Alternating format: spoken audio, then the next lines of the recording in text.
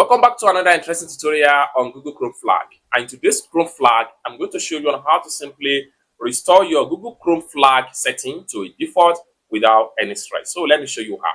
But before we dive into the tutorial, if you find this tutorial useful and you are very new to this channel, remember click on that subscribe, turn on the notification bell for more useful tutorial like this. So with that being said, let's find out.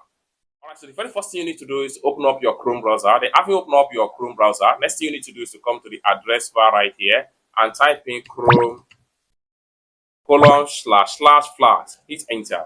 And it's going to take you right here. Now, Chrome flags is kind of experiment that you do some of the settings with your Chrome for a better performance or best experience.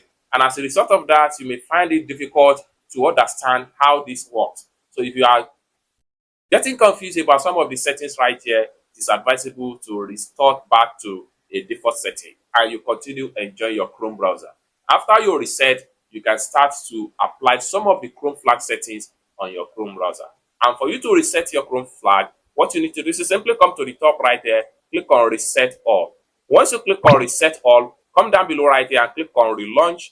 Once you click on Relaunch, allow the Chrome to relaunch and apply the new change into your Chrome search engine.